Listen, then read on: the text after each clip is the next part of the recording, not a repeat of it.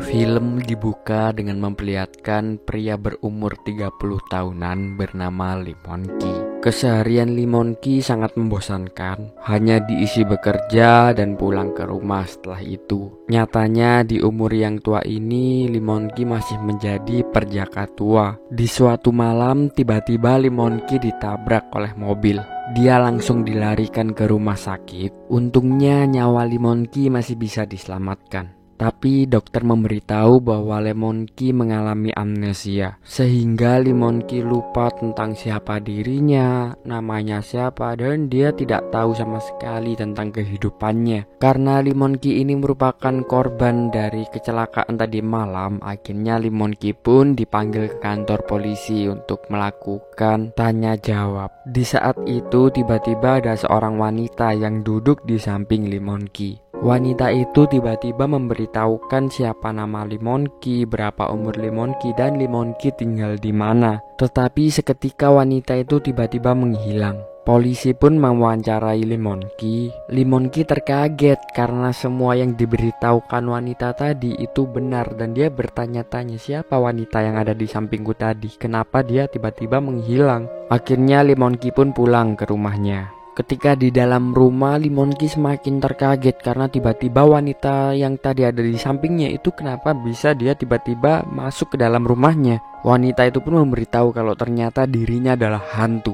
Tentu Lee Mon-ki ketakutan, dia langsung keluar dan mencari bantuan. Tetapi hantu itu pun mengikuti dan mengejar Lee Mon-ki kemanapun Lee Mon-ki pergi. Dan semenjak kejadian itu, hantu itu pun mengikuti Lee Mon-ki kemanapun Lee Mon-ki pergi. Beberapa hari kemudian, tiba-tiba hantu itu mengajak Lee Mon-ki agar mendatangi upacara kematian hantu itu.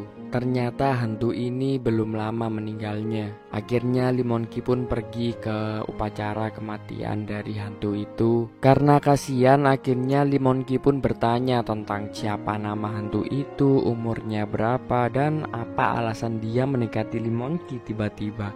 Hantu ini bernama Yona, dia berumur 25 tahun ketika dia meninggal. Tapi hantu ini tidak menjelaskan alasannya kenapa dia setiap hari mendekati Lee Mon-ki. Lee Mon-ki pun terus menebak-nebak apa alasan Yona terus menghantui Lee Mon-ki. Lee Mon-ki bertanya apakah karena Yona ingin mengetahui siapa pembunuhnya, atau apakah Yona ingin Lee Mon-ki agar menyelidiki siapa yang membunuh Yona. Tapi lagi-lagi Yona tidak menjawab alasannya sama sekali. Selanjutnya Lee Mon-ki pergi di tempat ia bekerja. Karena masih amnesia, Lee Mon-ki tidak tahu apa pekerjaannya saat ini. Dia pun langsung mendatangi bosnya dan bertanya. Ketika datang di kantor, Lee Mon-ki langsung dimarahi bosnya. Karena bosnya tidak mengetahui bahwa Lee Mon-ki habis kecelakaan dan dia mengalami amnesia. Bosnya pun langsung menjelaskan bahwa Lee Mon-ki bekerja sebagai pengantar barang. Dan tanpa penjelasan panjang lagi, akhirnya bos dari Lee Mon-ki menyuruh Lee Mon-ki untuk segera berangkat mengantarkan barang.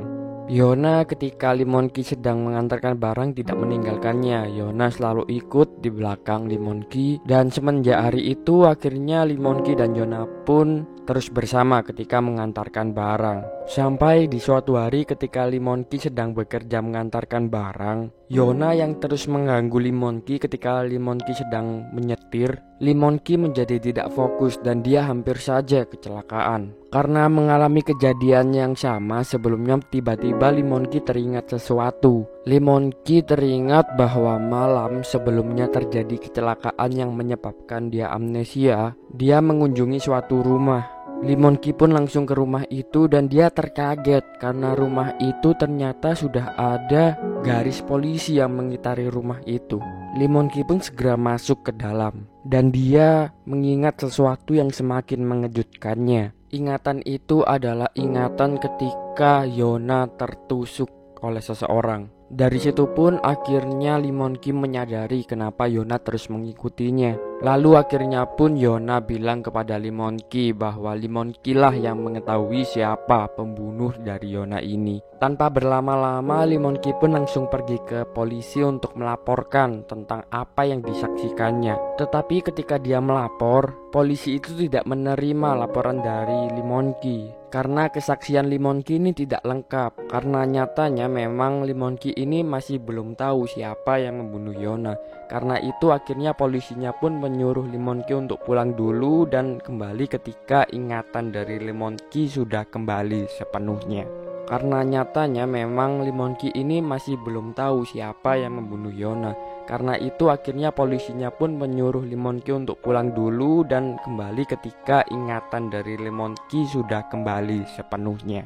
Ketika pulang, Limonki pun berpikir apa ya alasan dia mengunjungi rumah Yona. Nyatanya memang Limonki lupa siapa Yona ini sebenarnya. Limonki pun berpikir jangan-jangan dia ke rumah Yona ketika itu adalah ketika dia menjalankan pekerjaannya, yaitu mengantar barang. Akhirnya Limonki pun tanya ke bosnya. Dia bertanya di hari kematian Yona apa yang sedang dikirim oleh Limonki. Mungkin itu bisa menjadi petunjuk. Limonki semakin terkaget karena bosnya menjelaskan ketika di hari kematian Yona Limonki sedang tidak bekerja. Limonki pun semakin bingung. Dia pun akhirnya bertanya ke Yona, "Yona, kau tahu kan alasannya kenapa aku tiba-tiba ke rumahmu?"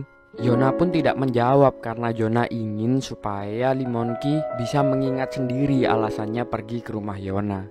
Limonki pun bertanya apakah ada cara supaya bisa mengembalikan tentang ingatanku itu. Yona memberitahu caranya adalah dengan masuk ke dalam sungai.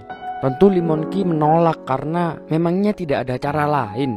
Karena nyatanya tidak ada cara lain, akhirnya pun Yona secara terpaksa memaksa Limonki untuk masuk ke dalam sungai. Limonki pun akhirnya masuk ke dalam sungai dan benar saja akhirnya di situ Limonki mengingat sesuatu. Memori itu berisi tentang kenangan Limonki ketika Limonki sedang putus asa dan dia ingin bunuh diri. Di masa lalu itu pun Limonki sudah memutuskan untuk masuk ke dalam sungai dan memutuskan untuk bunuh diri. Tapi di nafas terakhirnya ketika dia akan meninggal, ada seseorang wanita cantik yang masih SMA dan wanita itu adalah ternyata Yona. Yona berusaha menyelamatkan Limonki yang akan meninggal ketika itu. Dan karena kejadian itu, akhirnya Yona mengajak Limonki untuk datang di hari ulang tahun Yona, memperingati perayaan ulang tahunnya. Dan ketika itu pun Limonki sadar bahwa Limonki datang ke rumah Yona itu bukan untuk mengantar barang, tetapi karena memang diundang oleh Yona. Tentu Limonki penasaran kenapa Yona mengundang Limonki, karena Limonki ini kan bukan siapa-siapanya Yona. Limonki semakin terkaget ketika Yona mengatakan bahwa Yona nyatanya menyukai Limonki. Keesokan harinya Limonki dan Yona pun menghabiskan hari-hari bersama mereka. Mulai dari keluar ke pasar bersama, menonton bersama, dan mereka menikmati hari-hari itu. Sampai suatu hari Limonki yang menyadari bahwa Yona meninggal di hari ulang tahunnya. Akhirnya Limonki merayakan ulang tahun bersama Yona. Meskipun Limonki tahu semuanya sudah terlambat, tetapi lebih baik terlambat daripada tidak melakukannya sama sekali. Yona pun terharu karena Limonki sudah mau merayakannya dan dia berterima kasih kepada Limonki. Yona juga menanyakan tentang perasaan Limonki, apakah Limonki menyukai Yona atau tidak. Ketika itu Limonki tidak bisa menjawabnya karena nyatanya Limonki masih mengalami amnesia. Jadi dia tidak mengerti apa yang dirasakannya dan juga dia tidak mengingat memori-memori sebelumnya. Keesokan harinya Limonki dan Yona memutuskan untuk melihat danau bersama. Ketika akan menuju ke danau, tiba-tiba Limonki dihadang oleh seseorang. Ternyata orang itu adalah adik dari Limonki. Dia bernama Jinsu. Jinsu tiba-tiba memberitahu supaya Limonki tidak dekat-dekat kepada polisi. Tentu Limonki terkaget apa alasannya, kenapa dia tidak boleh mendekati polisi. Lalu Jinsu mengatakan bahwa dia habis membunuh seseorang. Seketika itu juga Limonki langsung teringat ternyata pembunuh Yona adalah adik Limonki sendiri. Saat itu sebenarnya Limonki sangat ingin untuk menangkap langsung adiknya, tapi Limonki terlambat karena adiknya sudah melarikan diri seketika itu juga. Setelah mengetahui pembunuh asli Yona, akhirnya Limonki pun langsung menuju ke Yona untuk memberitahukan siapa pembunuhnya. Limonki pun memberitahukan pembunuhnya dan Yona sangat senang karena mengetahui siapa orang yang telah membunuhnya. Dan akhirnya Yona pun bisa mati dengan tenang. Yona pun mengucapkan perpisahan selamat tinggal kepada Limonki. Yona mengatakan, Terima kasih banyak sudah mau membantuku, Limonki. Maafkan aku yang selama ini terus mengganggumu ya. Sepertinya sekarang aku sudah bisa pergi dengan tenang. Semoga kau tidak melupakanku ya. Ketika itu Limonki tidak bisa berkata apa-apa. Dia hanya bisa berteriak dalam hatinya. Bagaimana bisa aku melupakanmu kalau yang membuatku terus hidup adalah dirimu? Sangat brengsek memang hidup ini. Ternyata kita hanya ditakdirkan untuk saling mencintai, bukan memiliki. Tapi karena tidak kuat, akhirnya Limonki pun mengatakan kepada Yona, jangan pergi sekarang Yona. Aku tahu ini salah, tapi setidaknya bisakah kau untuk menetap sebentar di dunia ini? Setidaknya aku ingin menjebloskan pembunuhmu ke dalam penjara. Mendengar itu Yona pun hanya bisa menangis. Karena nyatanya Yona masih ingin hidup. Pembicaraan mereka selesai dan Yona memutuskan untuk menetap bersama Limonki sementara. Keesokan harinya Limonki langsung ke polisi untuk memberitahukan siapa pembunuhnya. Limonki meminta izin kepada polisinya agar dialah yang menangkap pembunuh itu. Dan di malam harinya Limonki langsung bertemu adiknya yang mana dia merupakan pembunuh Yona. Dia pun langsung menangkap adiknya sendiri bersama dengan polisi. Ketika Limonki menangkap adiknya, Limonki terkaget karena adiknya bilang bahwa pembunuh dari Yona adalah Limonki itu sendiri. Limonki yang belum bisa mengingat ingatannya dengan jelas, dia pun bingung. Akhirnya polisi pun menangkap mereka berdua. Polisi akhirnya menyuruh reka ulang adegan Limonki ketika membunuh Yona. Ketika melakukan reka ulang adegan, Limonki tiba-tiba mengingat semuanya. Ternyata pada saat itu memang benar Limonki ingin pergi ke pesta ulang tahun Yona. Diceritakan juga bahwa Limonki ternyata dulunya adalah seseorang yang suka membunuh, mencuri, dan juga melakukan segala hal kotor. Tetapi dia mulai bertobat ketika pertama kali melihat Yona. Dan di hari dia mendatangi pesta ulang tahun Yona, dia memiliki tekad untuk berubah menjadi orang yang lebih baik lagi dan meninggalkan hal-hal kotor lainnya. Tapi di pagi hari sebelum dia mendatangi rumah Yona, dia dimintai tolong oleh adiknya. Tentu Limonki menolak ketika itu, tapi adiknya yang terus memaksa dan meminta bahwa ini adalah permintaan tolong yang terakhir kalinya. Akhirnya Limonki menuruti adiknya. Adiknya pun langsung mengajak ke sebuah rumah. Limonki tidak tahu itu rumah siapa.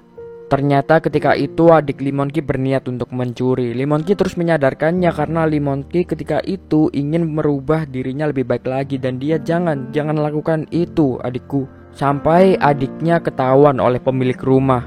Karena ketakutan akhirnya adiknya membunuh pemilik rumah itu.